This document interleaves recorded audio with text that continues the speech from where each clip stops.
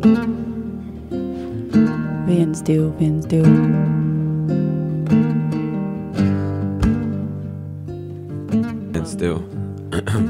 Man patīk, ka nāk ciemos mikrofonu profesionāļi. Jā, nu es kaut kā, man liekas, katram arī ir savs, kā viņi darbojas. Es droši vien uz skatuves ir viens, un tad tā runāšanās pēc tam ir kaut kas pilnīgi cits. Ja tur tu atrod kaut kādu space, kurā tu darbojies ar to vokālu, tā kā, man liekas, tur atšķirība.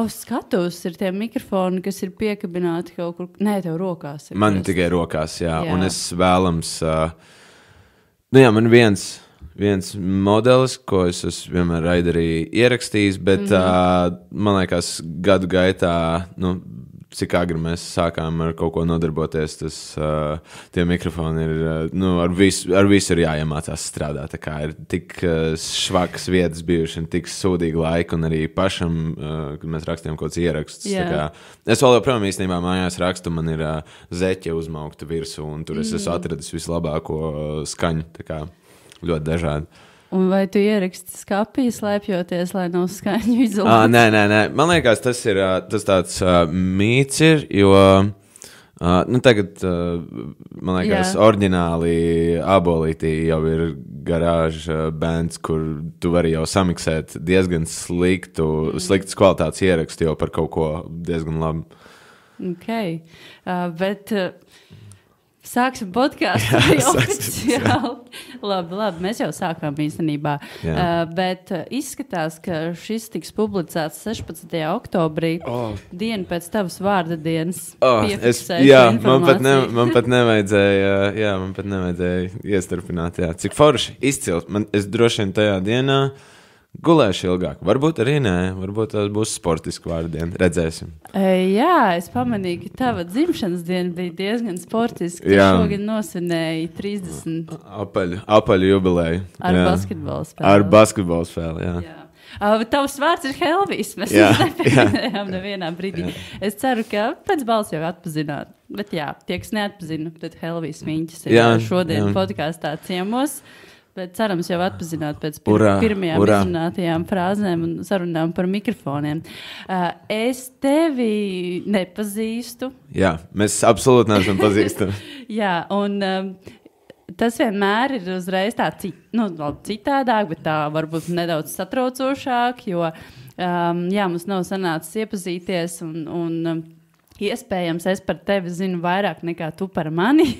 Galu galā es gatavojos arī šai sarunai un iepazinos, papētīt to informāciju, ko es varu papētīt. Un, lai gan man pašai par to ir tāds divējāds sajūtas, jo es negribētu, lai kāds pēta informāciju, kas ir pieejama par mani, un tad runāt ar mani tikai balstoties uz to informāciju. Jā, tas ir mulsinoši arī tagad to dzirdot, liekas, ok, bet neko darīt, tā notiek, tā tas ir, ja ir vēl ir aktīva tā interneta visa dzīve, tad tas vienkārši tā notiek. Jā, bet mēs šodien mēģināsim iepazīties, un varbūt arī klausītājiem sanāks iepazīties ar tevi kaut kā vairāk vai citādāk nekā līdz šim tas ir bijis, jo nav jau arī tā, ka tā informācija, kas būtu pieejama, ir šausmīgi tur tāda intīma un privāta. Vairāk tiešām tevi var iepazīt ar mūziku, ko tu rādi. Absolūti. Es ļoti ceru. Man pat gribētos, lai tā ir. Un varbūt dažreiz pat gribās paturēt vairāk lietas noslēpumainas. Arī jebkur man vienkārši, es tieši vakar ar kolēģi runāju par šo, braucot mašīnā, mēs runājam, cik forši, ka mums tā un tā darbība, ka viņa paliek tāda noslēpumaina un ka mēs nemēģinam sisties uz visām pusēm ārā, lai tur kaut kāds vienmēr paliek kaut kas nezināms, lai pašiem ir interesanti, lai kādam citam ir interesanti. Un varbūt tas arī dažreiz palīdz arī, es paklausīšos šo mūziku vairāk, man būs interesanti viņā iedziļināties. Kā tu domā, cik daudz par tevi var nolasīt no mūzikas, ko tu esi radījis līdz šim? Man liekas, ka tie gabali visi ir diezgan personīgi, un es īstenībā Es zinu, es par to esmu daudz domājis. Daudziem mūziķiem, vai, piemēram, hip-hop māksliniekiem, reperiem un ir ļoti daudz projektu, arī blakus projektu, vai tur alter ego un tam līdzīgas lietas, tad es godīgi saku, es pat nevaru iedomāties, kad es atrastu laiku alter ego un mēģinātu novest kaut kur izdomāt kaut ko. Man lielākoties visi klausītāji, visi tie gabali absolūta patiesība. Labi, varbūt kaut kur ir kaut kas izveidots, lai tas ir labskanīgāk, bet lielākoties tie personīgi gabali. Tu ieminējies par tiem alter ego, bet vai tie nenāk ārā tajā brīdī, kad ir apnicis darīt to vienu ego, kas tevī mīt? Iespējams, bet es diezgan bieži arī, piemēram, rakstot tekstu, skatos viņu tehniski, un vienmēr tu vari vienam stāstam atrast pilnīgi citu pieeju, kaut kādu perspektīvu, no kuras vienkārši paskatīties to visu un atrast atkal jaunu skanējumu, gan interesantu sev un neatkārtoties, lai gan pateikt diezgan vienkāršu lietu. Noteikti to var izdarīt. Atminoties uz to, nevis atminoties, bet atsaucoties uz to, ko es minēju par informācijas izpēti un tā tālāk. Teicu, ka nebija baigi daudz, bet man ļoti patika paskatīties tavas vecās Facebook bildes, jo ļoti daudz cilvēku ir viņas noslēpuši tā, lai neko vairs neredz. Tu neesi no tiem? Nē, lai gan es jau nezinu, varbūt tev tur vēl kaut kas... Es īstenībā neko neesmu dzējis sārā, jā. Bet tur arī nav nekas tāds, tur ir, kā jau mums visiem, ko mēs darījām pirms gadiem, 10, 15, visi kaut kādu tūsiņu. Jauni, skaisti, tusiņi. Jā, sliktas kvalitātes fotogrāfijas, bet, ballīt normāli, viss notiek. Un man ļoti patīk arī bildes, kur tu jau biji ar mikrofoniem. Un, protams, ka es piemēram, tajā tur 2000, kas tur varēja būt pagadu kaut kāds 10, varbūt vēl kaut kas pirms tam, nezināju tevi un ar ko tu nodarbojies, bet tu jau kaut kur biji un kaut ko darīji.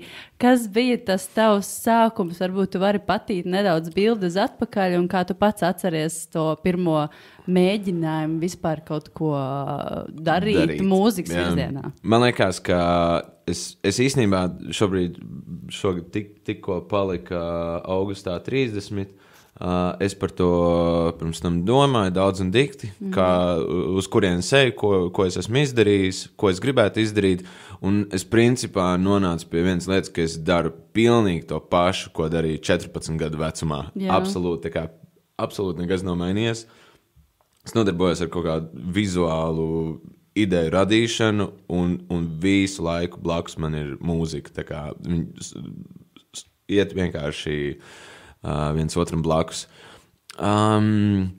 Es īstenībā iespaidojos, kad es sāku, iespaidojos no savu labu čomu Matīs Spailes režisora brāļa, kurš tajā laikā nodarbojās ar mūziku, repoja un saucās Mie Garvīts tajā brīdī, un viņš arī bija no Madonas, un es kaut ko līdzīgi gribēju darīt, un es atceros, tad Ancis Eds vēl nebija lieli izauguši, un tad viņi brauc uz Madonu pie Mie Garvīta spēlēt, un man liekas, ka es arī varētu rakstīt, un kaut kā ļoti vienkārši, tik organiski mēs sākām rakstīt kaut kādus tekstus, garāžā, Madonā, ārprātīgos apstākļos, mums nebija mikrofonu, mums bija maģis, kur varēja kasetē ierakstīt.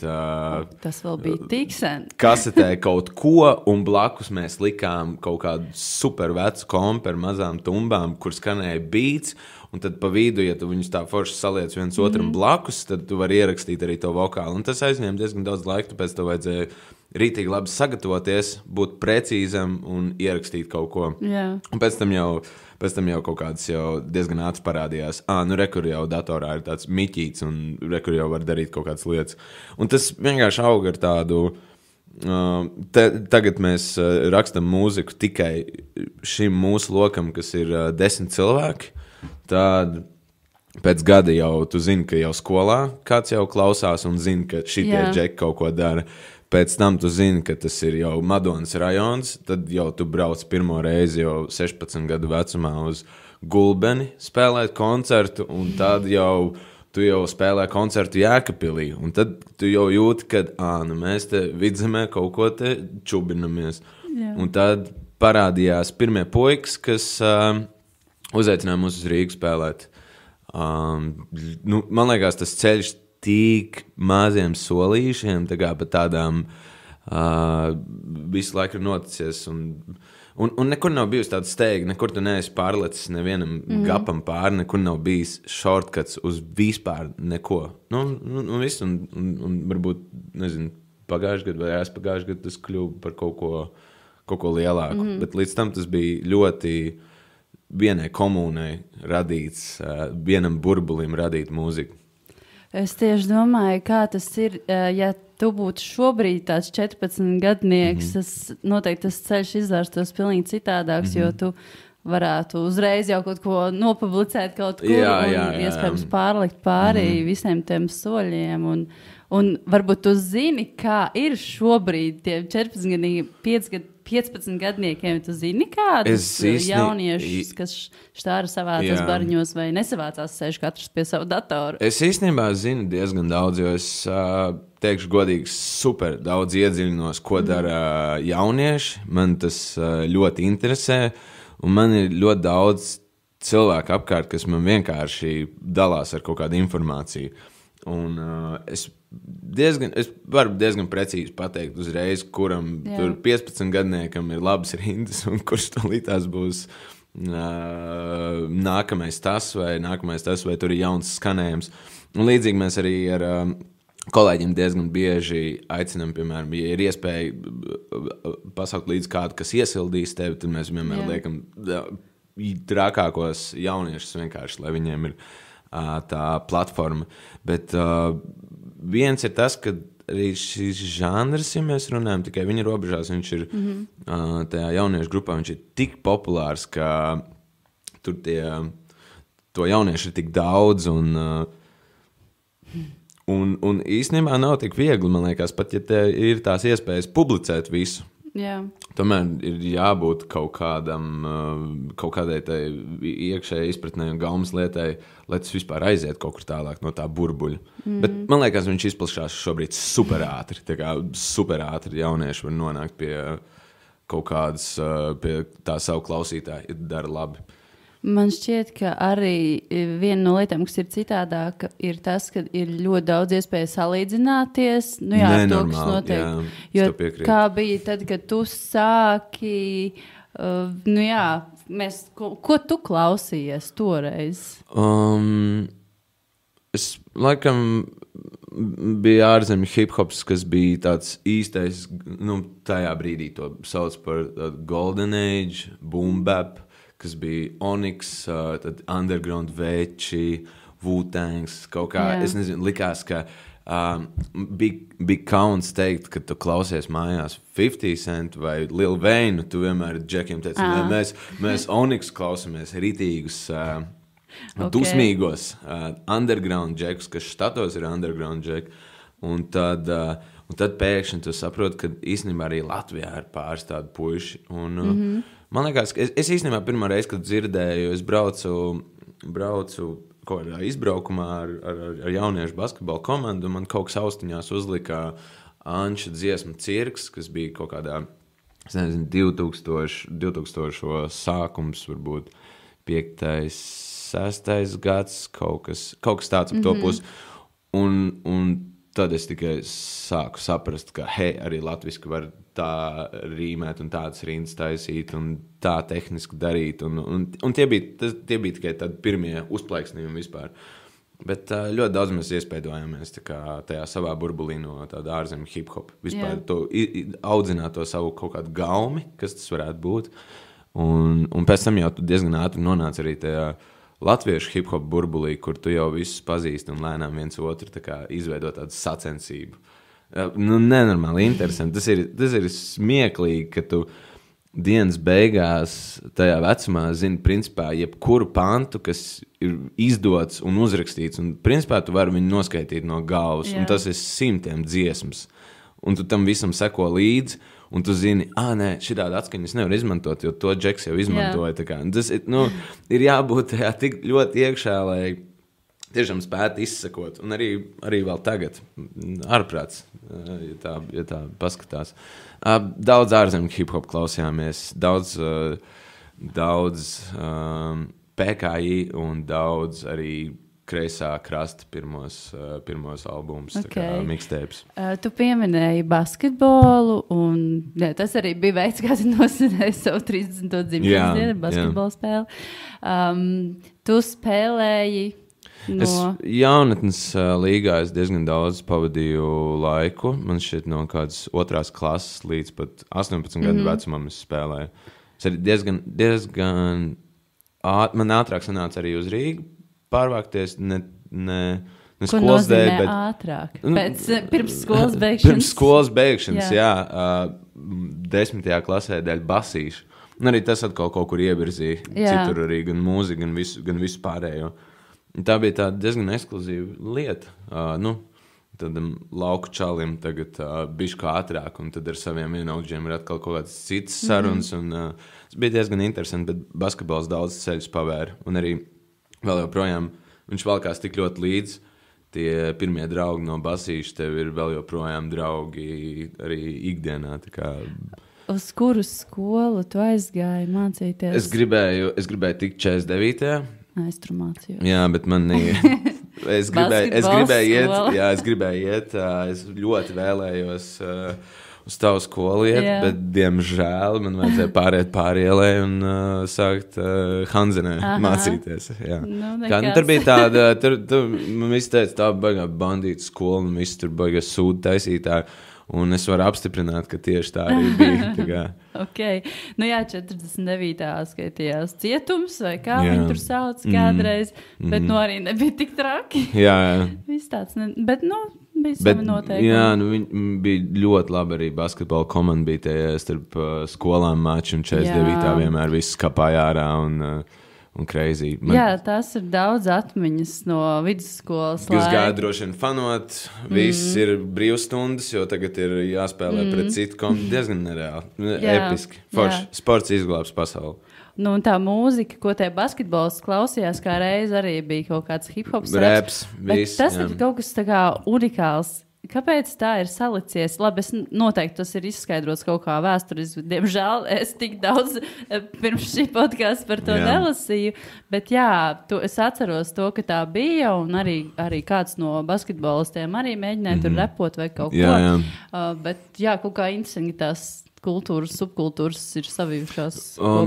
Man liekas, tas tāds arī štātu popkultūras ietekmē, jo it īpaši tajā, man liekas, kaut kā 2000 sākumā ļoti uzsprāga NBA, un tam visam līdzi vilkās hip-hops, tam visam līdzi vilkās arī apģērbs, daudz stila, un kam tu jaunietis šeit var sekot līdzi, protams, tu seko līdzi Alenam Iversonam vai Kobem, tu vēlies kādam līdzināties.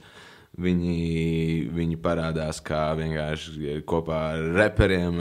Tas viss kaut kā vienkārši tik vienkārši arī nonāk līdz mums un kļūst par kaut kādu tādu pielūgsmes objektu tajā brīdī. Un ar citu sportu veidu savukārt to nespēj tā sasaukt tik vienkārši. Hokeju vai futbolu tu neliec uzreiz rāmjos. Vai būs, ne? Jā. Ko viņi klausās. Jā, ko viņi klausās. Smieklīgi. Jā, bet tāds ir. Man liekas, laiki ir pamainījušies.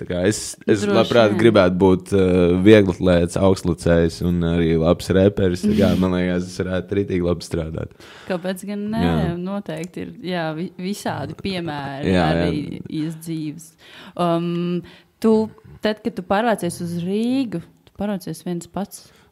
Jā, es pārvācos viens pats, tā droši vien bija vecāku, iespējams arī kaut kāda viena no lielākajām kļūdām tajā brīdī. Nereāli, tur neko nevar vairs nokontrolēt, Kur tu dzīvoji? Patstāvīgi vai pie kāda radinieka vai kaut kā? Man bija radinieku piešķirts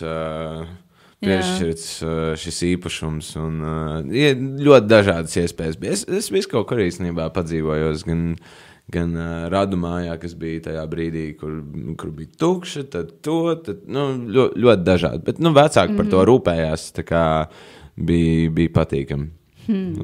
Es jau iedomājos, kā tas ir būt vienam un kādam vidusskolas vecumā. Mums vienmēr arī bija tā, ka bija viena draudzene, kurai ļoti bieži bija brīvs dzīvoklis, un es ļoti labi atceros, kas tajā dzīvoklī notika, vai pie tevis arī bija? Absolūti.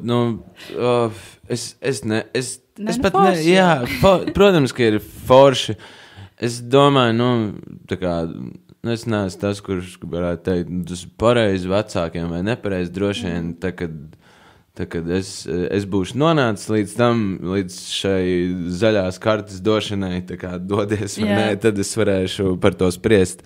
Pagaidām es jūtos, tā bija forši, slikti, droši vien labas pieredzes, sliktas pieredzes, tā kā, kas tik nav dzirdēts, es domāju, dienas beigās ar to galvu uz pleciem savu kaut kā tāpat tas viss jāsaliek kopā.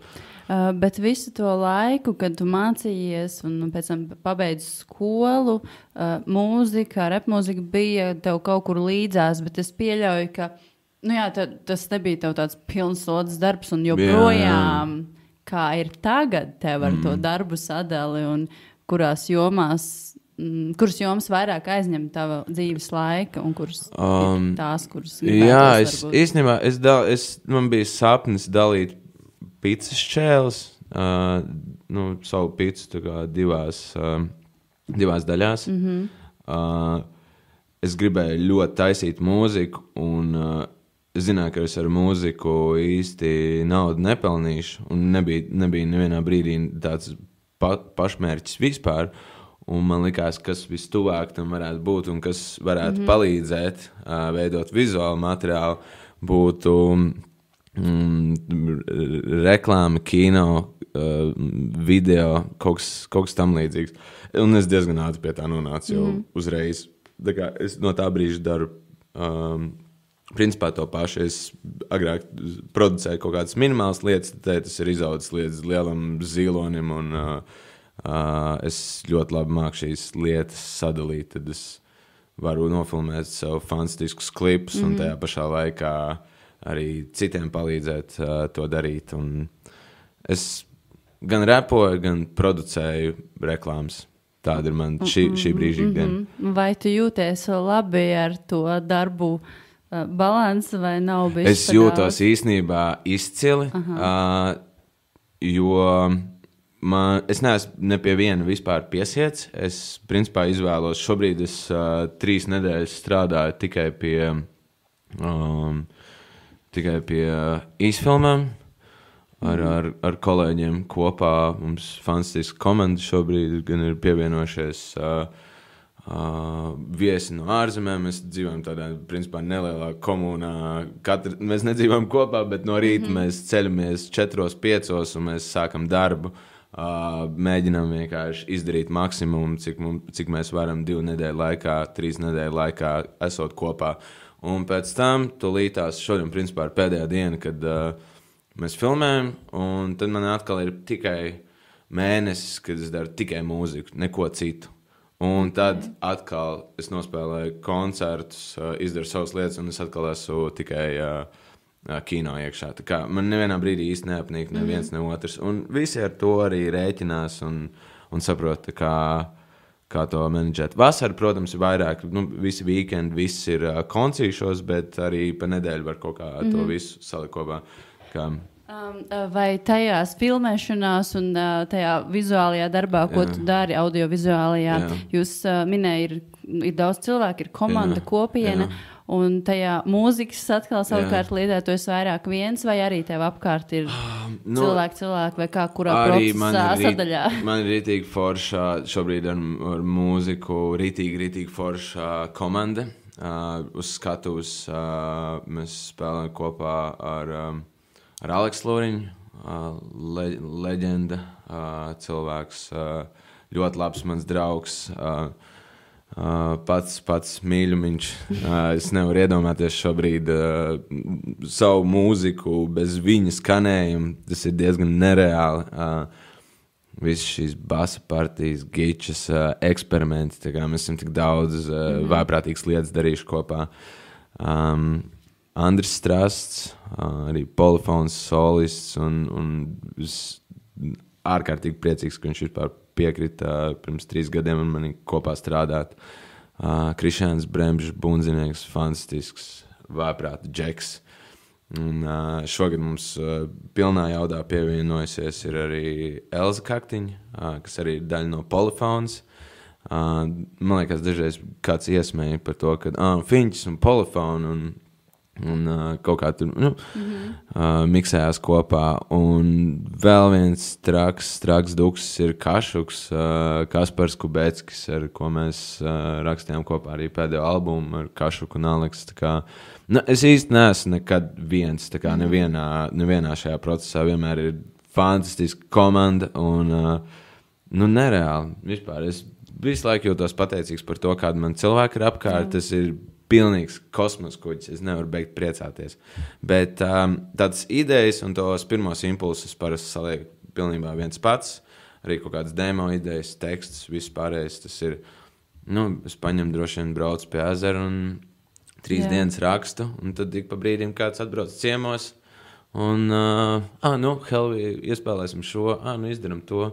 Visu laiku tādas nometnes. Es pat nezinu, vai es esmu ilgāk kā nedēļu vienā vietā kaut ko rakstījis. Man liekas, mēs visu laiku kaut kur ceļojam un kaut ko rakstam. Tad laukos, tad tur. Tā tehnika šobrīd ir tik viegli pārnēsājama, ka tu vairāk laika pavadi kaut kādā busā dragājot un kaut ko darot. Man tieši liekas interesanti, vai tev ir svarīgi pamainīt to lokāciju, kur rodas idejas, lai gal galā arī kaut kā varbūt neatkārtotos. Jā. Es domāju, ka jebkuram satura radītājam, jebkuram cilvēkam, kurš mēģina nonākt pie kaut kā jauna, man liekas, ir tik svarīgi arī pārmaiņas dzīvē. Kā es uz katru šo nogriezni skatos kā ar kaut kādu, vai kaut kas ir nogriezts ar nāzi, vai kaut kas jauns ir parādījies, vai ir atkal kaut kas ir, es nezinu, dzīvesvietas maiņa. Tas viss tik liela iespēja atstāja. Varbūt sākumā to nejūt, bet pavēlc to bildi atpakaļ un skaties uz tiem radītiem darbiem, tu vienmēr sajūti, velna milti, un šito es rakstīju tieši tāpēc, kad notika tas un tas, diezgan loģiski. Un arī, man liekas, mainot tās vidas un rakstot kaut kur citur un tās nometnes taisot arī tāpatās tas notiek. Jā, jo visu laiku viss būtu vienmērīgi, mierīgi dzīvē. Jā. Tad droši vien tā vidas maiņa būtu vēl pats svarīgāk. Un vēl liekas, ka, piemēram, dažreiz ir vajadzīgs konflikts, arī kaut kas radītos. Ja citādāk, tur tiešām šajos plakanos ūdeņos baigi var iesaisties. Pilnīgi noteikti. Vēl par radošo procesu paturpinot.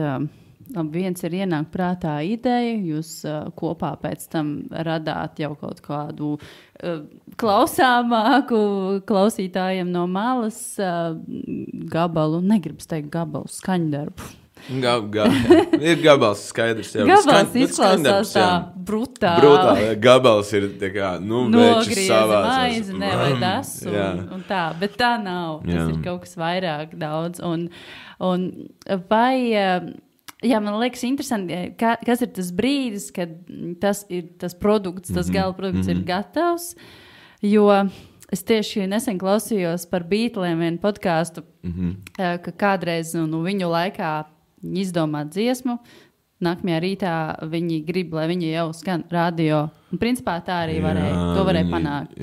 Vai izdot jau plati nākamajā dienā. Viņi taču bija, cik tur tos albumus sarakstīja, viņi vienkārši pa nedēļām rakstīja.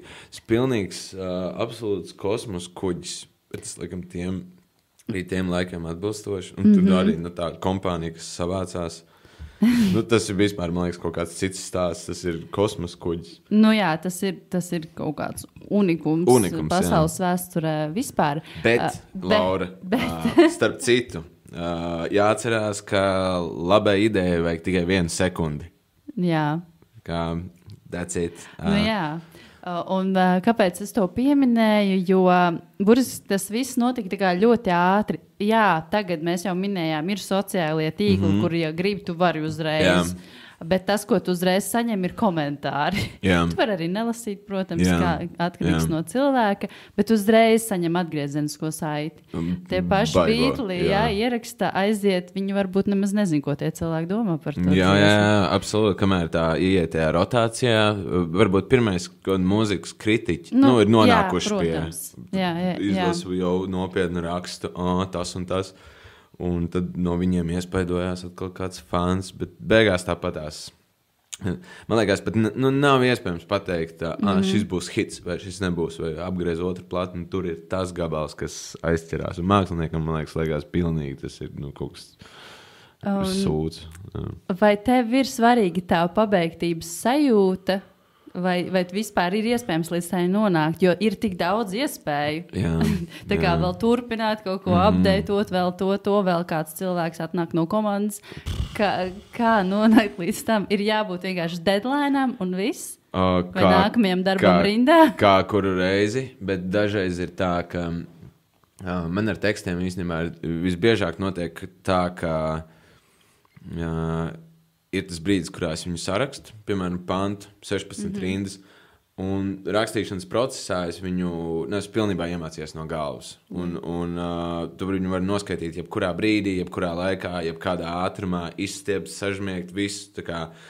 Un pēc tam, strādājot pie mūzikas atsevišķi, to tekstu parasti ieliec kā, šitais jau tikai pagaidām. Pēc tam es pārrakstīšu. Šitais, lai būtu vaibiņš, lai saprastu. Un dienas beigās tev viņš tā iesēžās, ka, šis īstenībā ir labākais, kas ar to visu salīmēs kopā, un tu pat tās lietas dažreiz nemaini. Un tu zini, ka varētu mainīt, griezt vēl, bet tas atkal ir citādāk. To var tā kā mūžīgi darīt. Visu laiku graizīt, ņemties. Un dažreiz atkal tu apstājies tajā brīdī, kad tu saproti, nē, bāc, velni milt. Es zinu, cik laika prasīs atkal iet šo pašu ceļu un visu mainīt no jauna, tā kā vēlreiz to procesu iesākt. Dažreiz liekas, ir vērts iesākt kaut ko jaunu.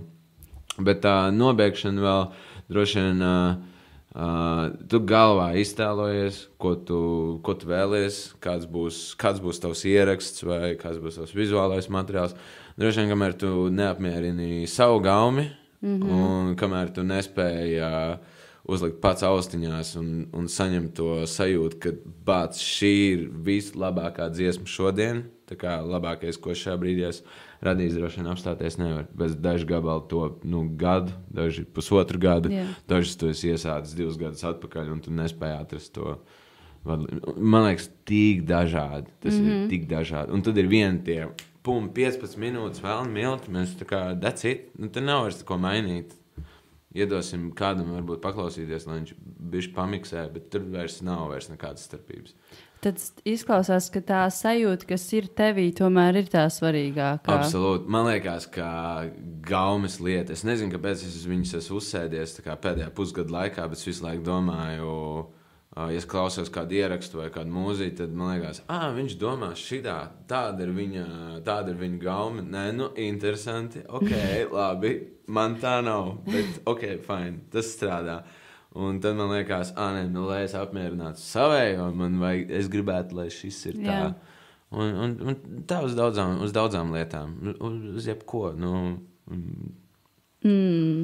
Jā, jo, piemēram, tu minēji, ka tev arī ir kaut kādi gabali skaņdarbi.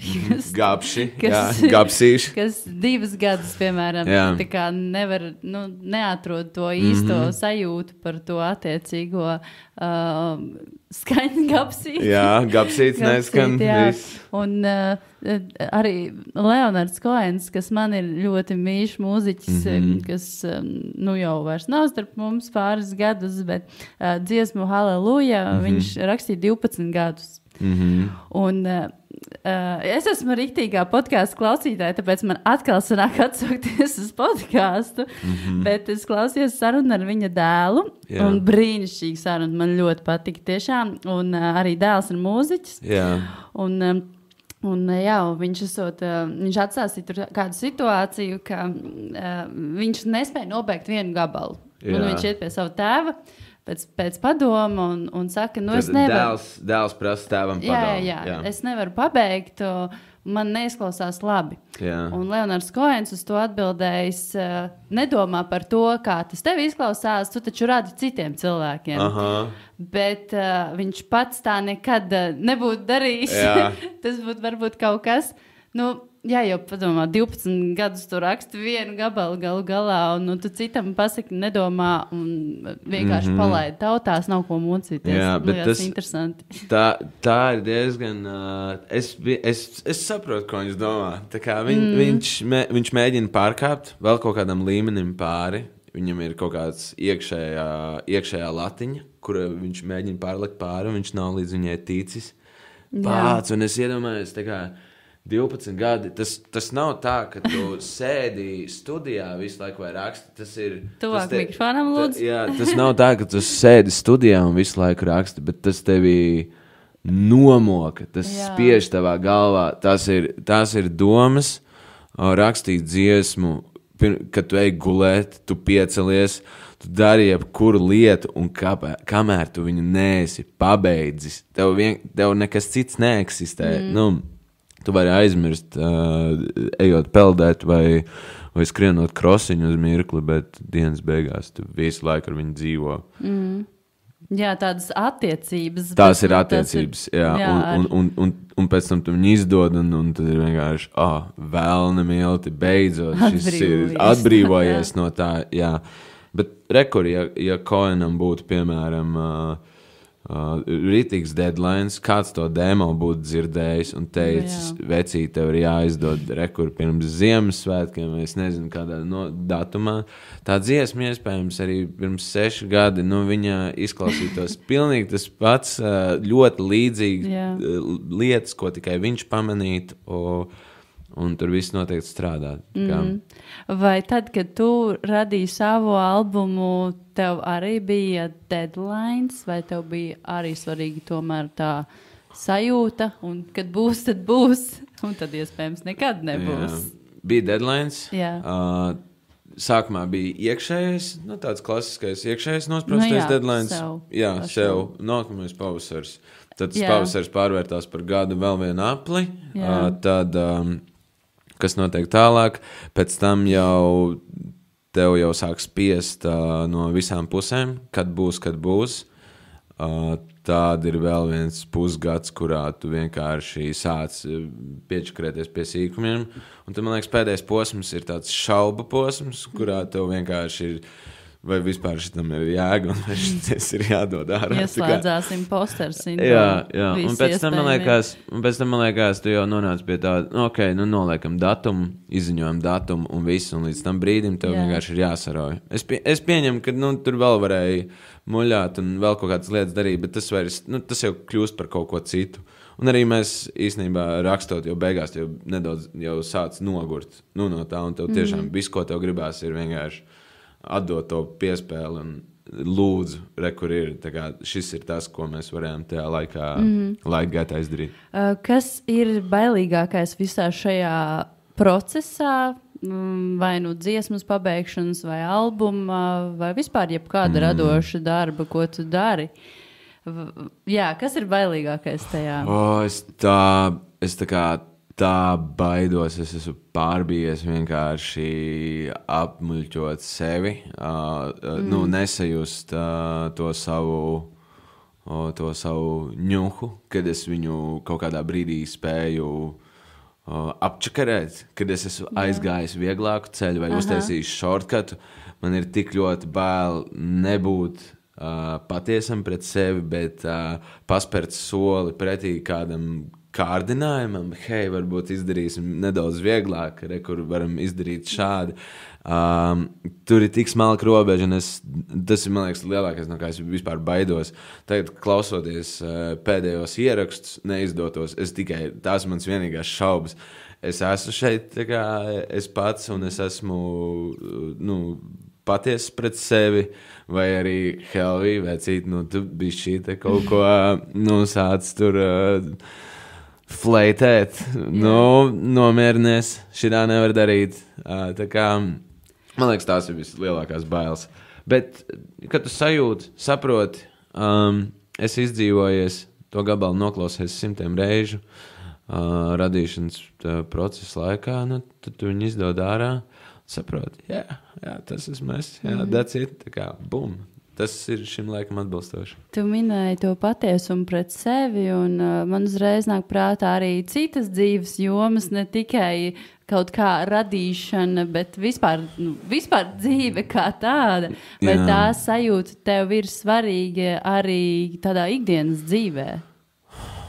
Man liekas, ka es viņu bieži par viņu aizmirstu, jo dažreiz tu vienkārši kaut kam dažreiz padodies vai pārkāp kaut kam pāri.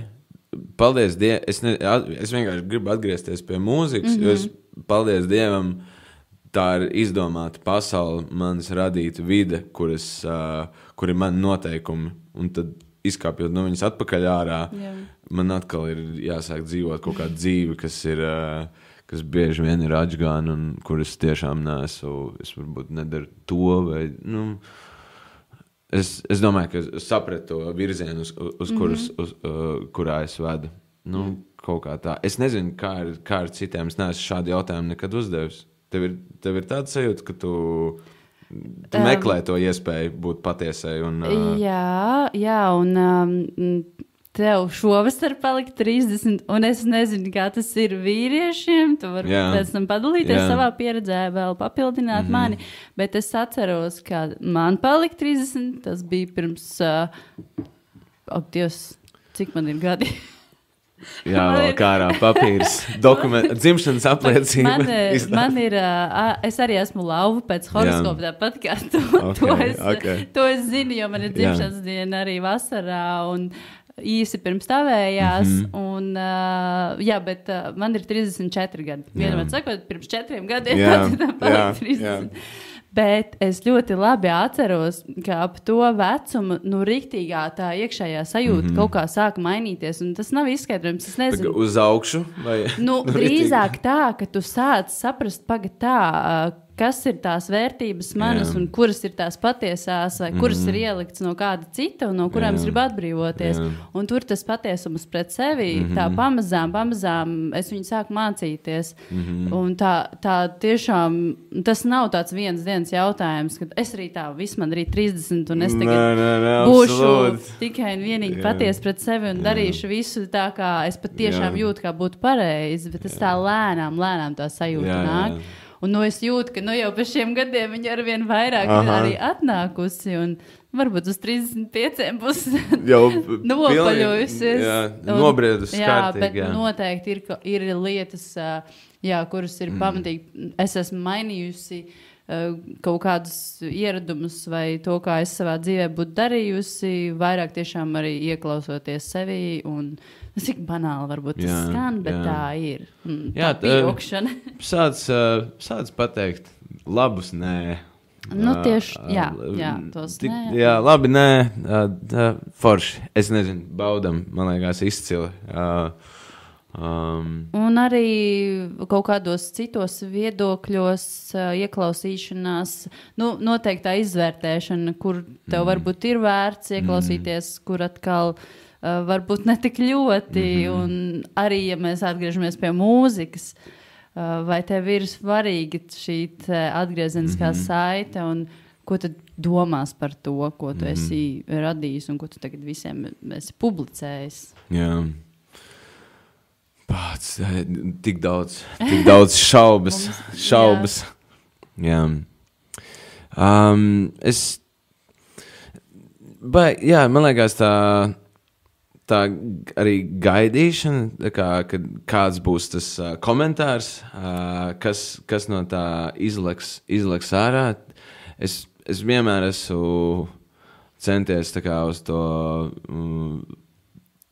patiesi atbildēt, cik ļoti man tas interesē, cik man ļoti tas iespaido, viens velna milti iespaido. Tā kā tu dienas beigās tāpēc es gribēju redzēt pozitīvu iznākumu, bet ir arī foršas tās reizes, ka tomēr tu dabū tādu labu sitienu, un tas atkal kaut kur paliek zemapziņā un tu pasporto uz to lietu un varbūt savācies vai salabo vai atkal apdomā, kāpēc ir šāda reakcija.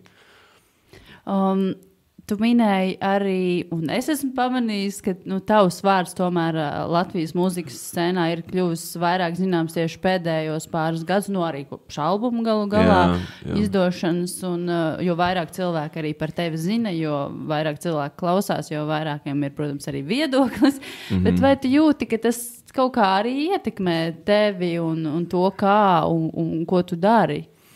Man liekas, ka man vispār ir tāda sajūta, ka es dzīvoju kaut kādā 10 cilvēku lokā, un es vispār nevienu tu īsti nesatiec, neredzi. Tu ik pa brīdim kaut kur dzirdi, kāds kaut ko ir pateicis, vai kāds kaut ko pačukst, kaut kas kaut kur ir noticis, bet man vispār tā iekšējā sajūta, ka ir vienkārši tas pats aplīts, kas bija, kad mēs šo izdarījām, viņš turpinās. Pozitīvais ir tas, ka uz koncertu beidzot nāk rītīgi daudz cilvēku.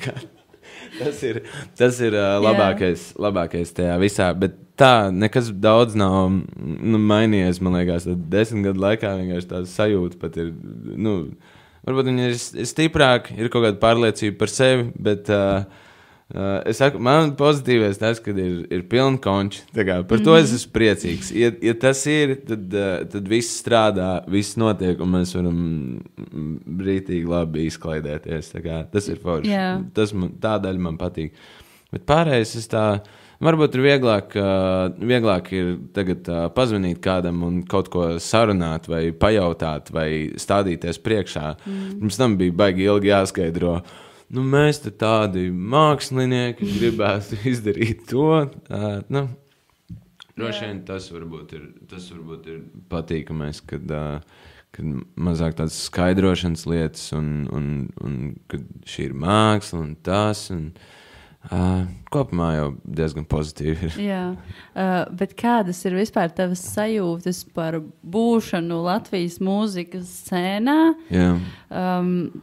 Vai tu jūties kā, nezinu, jauniņais, vai jau pieredzējis, vai jau pārredzējis visu? Labs jautājums. Es nezinu, es jūtos pilnīgi savā vietā. Es zinu, man nebaida nekādi izaicinājumi, kas varētu būt uz skatuves. Es drīzāk nevaru sagaidīt to brīdi, ātrāk aiziet gulēt, rītdien spēlēt koncertu, jo tas man nenormāli patīk.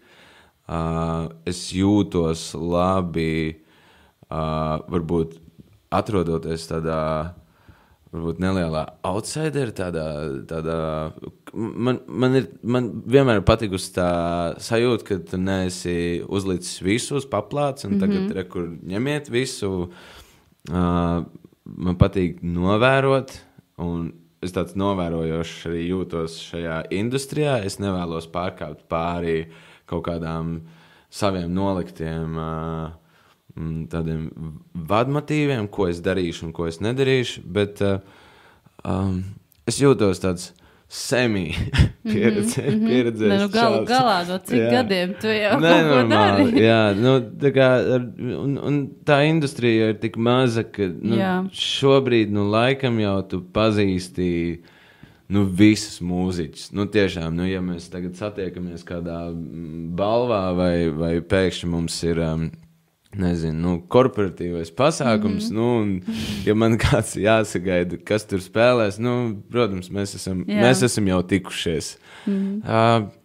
Bet, laikam mērķis tomēr, beigās ir uztaisīt rītīgi labu muzonu, un bišķī, mēs bišķi labāk šito taisam. Varbūt tas ir vienīgais, kur ir tāda, kaut kāda, vēl tāds sports iekšā, kad lielāks koncerts gribās, lielāk to izdarīt. Dienas beigās tas ir hip-hops, un tas, kā mēs sākām, tas vēl joprojām turpinās. Vai tevi nebiedē, vai tu esi domājis par to, ka Latvija ir tik liela, cik viņa ir, un lielākais koncerts, ko tu vari uztaisīt, ir Meža parkā? Droši vien Meža parkā, jā. Jā, un labi, es nezinu, kāds ir tavs, vai tev vispār ir kaut kāds sapņu mērķis vai kaut kas tam līdzīgs. Bet, iespējams, vienā brīdī to sasniegsi. Jā. Un kas tālāk? Starp citu, mēs tieši ar skaņu režisoru Didzi Simnoču par šo runājām. Mēs braucām uz koncertu. Mēs ieņirdzām par šito, ka vecīt klausies. Vai netaisi ritīgi ilgi, tur un tur tajās vietās konts, jo pēc tam nebūs ko darīt. Jā. Un es tā kā, ok, fine, jā, man ir šis, jā. Protams, es netaisīšu, tāpēc, ka pēc tam būs ritīgi garlaicīgi. Un tad es skatos uz kolēģiem, viņš taisa to konts, vecīt, tik garlaicīgi, tev nebūs pēc tam vairs tā un tā izaicinājumi atkal kaut kas cits.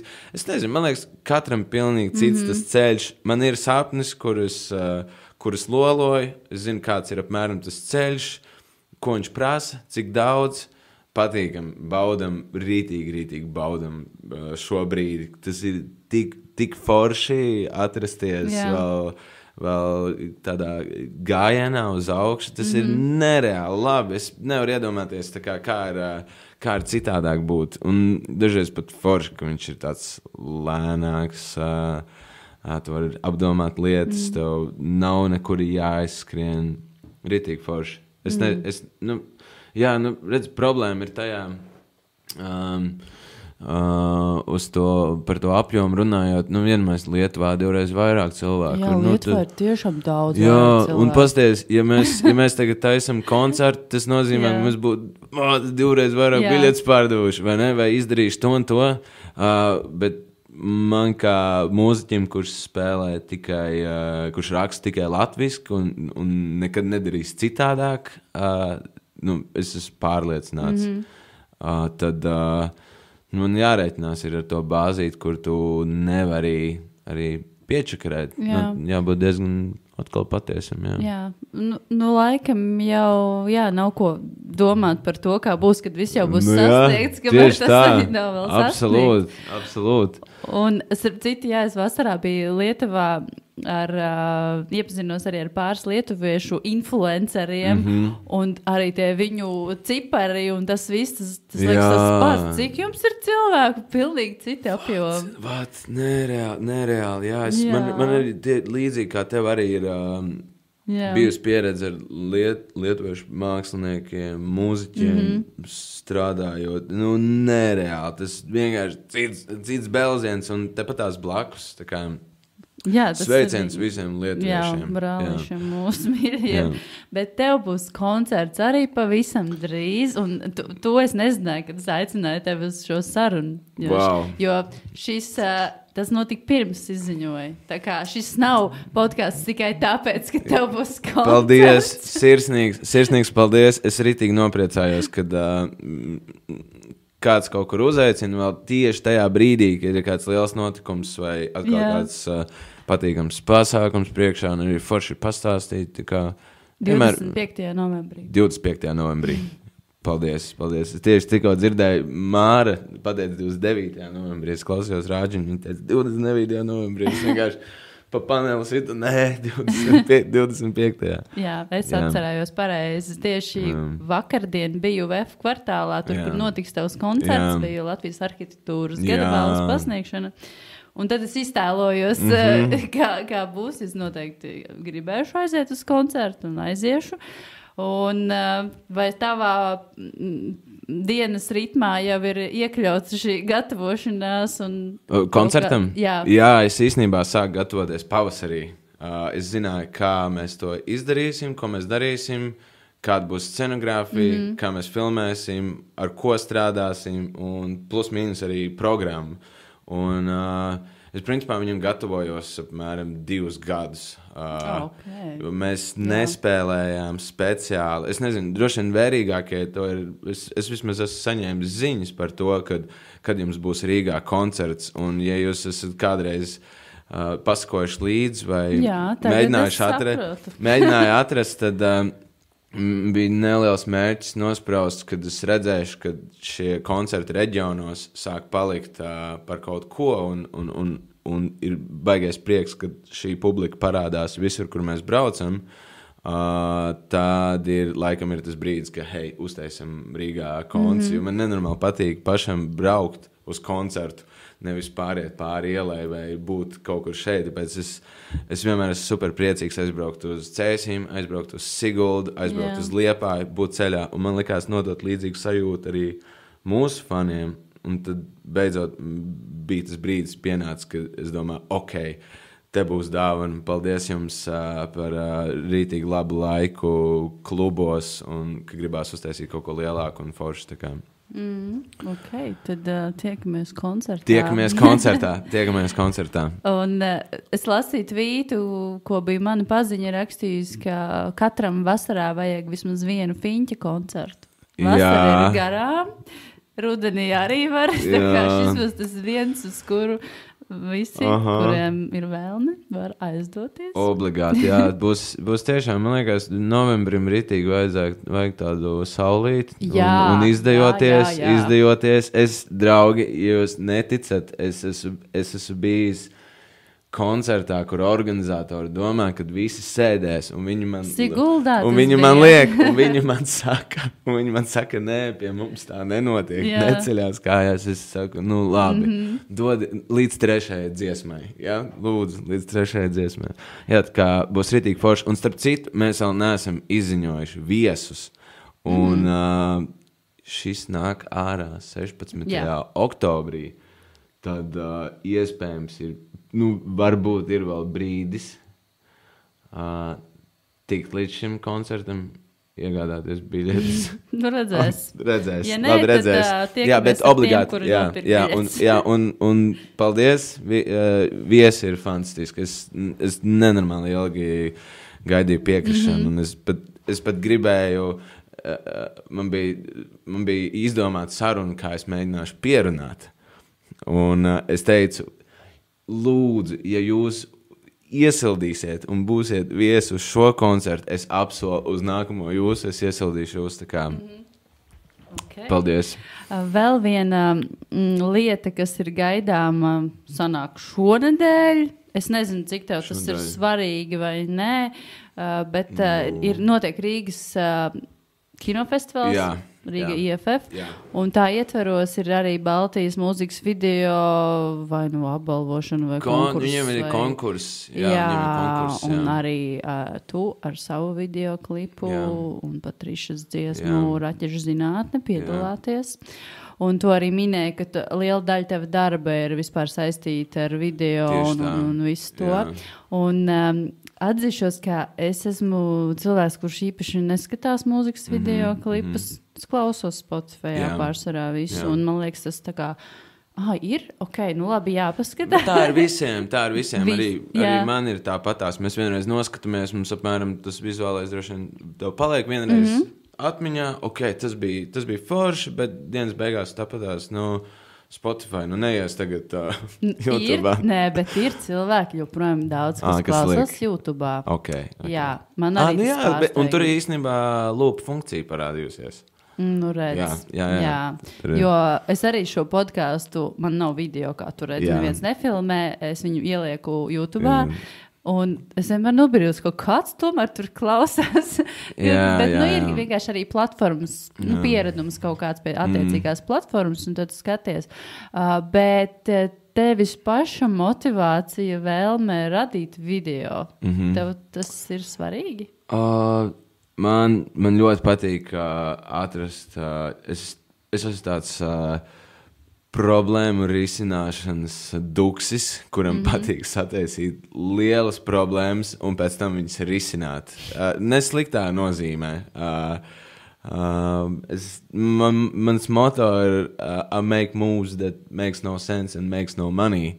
Tad ļoti bieži es vienkārši nonāk pie kādas idejas, ka būtu nenormāli forši to realizēt un izbaudīt to ceļu, to vispār, vai tu spēj to pacelt vai nē, vai šis ir iespējams vai nav iespējams, vai kaut ko tādu var sariktēt gatavu.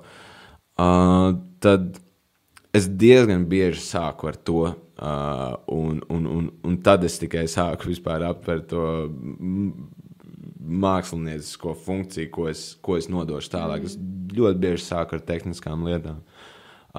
Un tad es strādājot arī šajā industrijā un producējot un veidojot saturu, reklāmas, es ļoti izvērtēju, ko es daru, kur es iesaistos, un tajā brīdī, kad es nonāku līdz savam mūzikas videoklipam, tas kļūst par kosmosa kuģi, jo bļāviens, kā es varu paskatīties acīs savam kolēģim, ar kuru mēs ražojam, strādājam pie kaut kā liela, un es saku, nu klausies, es te klipu nofilmēju jaunajam singlam, gribi noskatīties. Nu, es zinu, ko tas prasa, es zinu jau visus šos tehniskos risinājumus, visus, tāpēc man ir ļoti grūti nofilmēt savu klipu. Es vairāk, es neizdevis šobrīd 4, kas ir fantastiski klipi, bet es viņus neesmu izdevis, jo es vienkārši nespēju pārkāpt pāri tam slieksnim, lai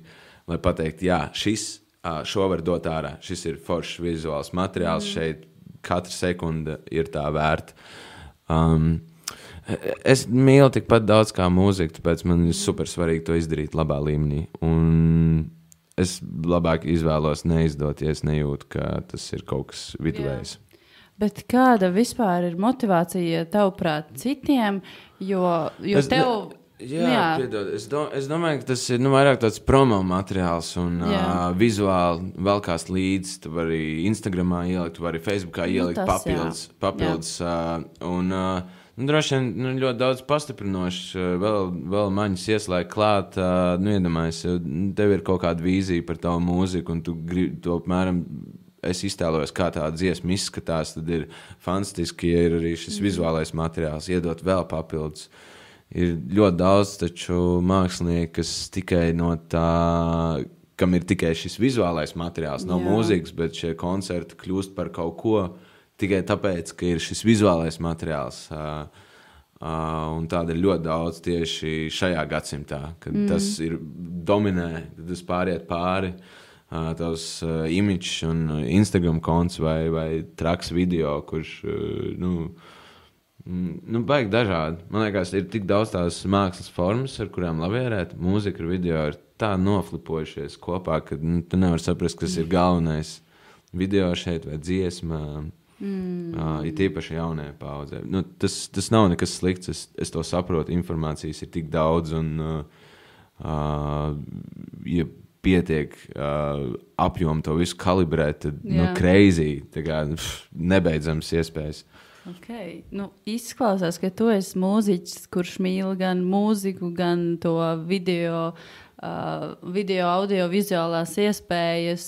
Jā, ļoti dikti. Es tiešām, es tāpēc esmu izvēlējies tikai iet šo ceļu un pilnībā uztaisīt kārtīgu sniega bumbu un ritīgi pikoties ar viņām. Tas ir tas, ko es gribu darīt. Un vēl izklausās, ka tu mīli arī tos koncertus, ka tev patīk. Ārprāts. Tā ir vislabākā diena. Tajā dienā koncerts ir vispār, jā. Jo visādi jau var būt, ir noteikti introvertāki. Nevis introvertāki, bet varbūt mūziķi, kuriem gribētos tikai to dziesmu publicēt un nekur nebraukt un netūrēt. Un, protams, ka pasaulē arī tādi daudz ir. Bet tev izklausās, ka vismaz šajā brīdī rītīgi. Īstenībā tas lūzuma punkts bija tieši tajā brīdī, kad mēs sākām uz skatuves. Mēs principā neizmantojam neko, ar ko tu vari nosūtīt ēpastu skatuves. Tajā brīdī pilnīgi viss salūza mainījās. Tu neesi nekur ierobežots.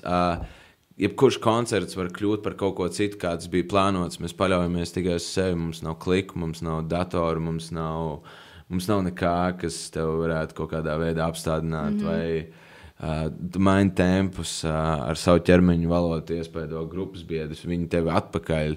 Tā ir vienkārši vājprātīgi deja uz skatuves, kur tu vienkārši stundas garumā izdauzies ar saviem labākajiem draugiem. Es nevaru iedomāties labāku sajūtu par to, un it īpaši vēl izpildīt savas dziesmas, un tas ir superīgi. Un tajā brīdī, kad vēl noķer kaut kādu līmeni pēc ilgas spēlēšanas, tas kļūst par kaut kādu baigo esenci. Un dažreiz mēs pat īstenībā speciāli nemēģinām kaut kādu laiciņu, un uztaisam, piemēram, vienu mēģi, lai tev būtu lai tev ir tā sajūta, kā es gribu spēlēt koncertu, tā kā izdauzīties. Jā. Un kas notiek pēc koncerta? Pēc koncerta, es droši vien šovasar biju daudz mierīgāks nekā pagājušajā gadā. Droši vien daudz tusējot, tu pietiekami daudz var arī pazaudēt pēc koncerta. Ir daži koncerti, kurus izvēlos speciāli stūrēt mājās. Man pat ir jau no rīta, es jau zinu, ka, es būsim šoferis, un ir koncerti, kur es zinu, ka es gribu vēl pasēdēt mirkli un pabaudīt pasākumu un satikties vēl ar cilvēkiem. Bet lielākoties, man liekas, tāda sajūta, kā pēc basketbola spēles, tas ir ritīgi izsvīdis, iztrekojies un... Bet ir emocionāli, varētu būt grūti droši vien pilnīgi uzreiz tā atgriezties klusumā. Adrenalīns jau arī kaut kāds ir, vēl ir kaut kādu brīdi, tu vēl esi ritīgi augšā. Man liekas, tas pirmais brīdis, kad tu no skatuves un ir bijis veiksmīgs koncerts, vēlns, tad bišķīt lido vēl.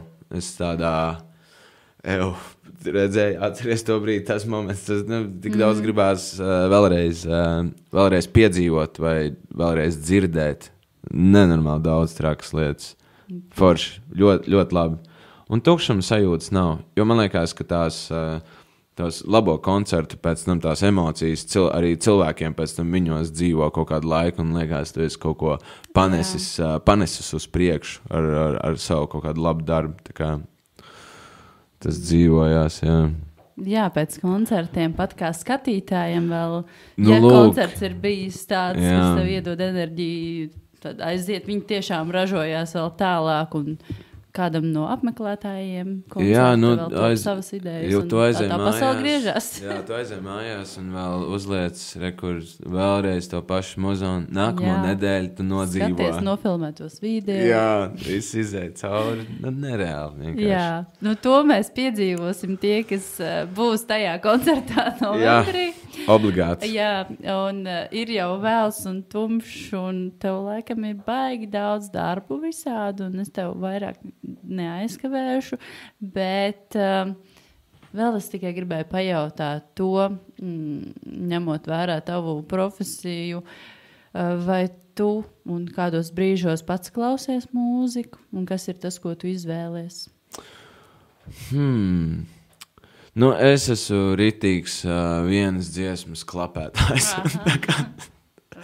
Vienkārši es varu nedēļu no vietas pēdējās 3 nolaikotās dziesmas adrilēt līdz brīdim, kad viņas paliek pilnīgi tukšas, un tad man ir tāda sajūta, ka man ir jāmeklē kaut kas jauns, un es nevaru vienkārši sagaidīt, kad ir atkal kaut kas, kas mani kaut kādā veidā spēja aizķert.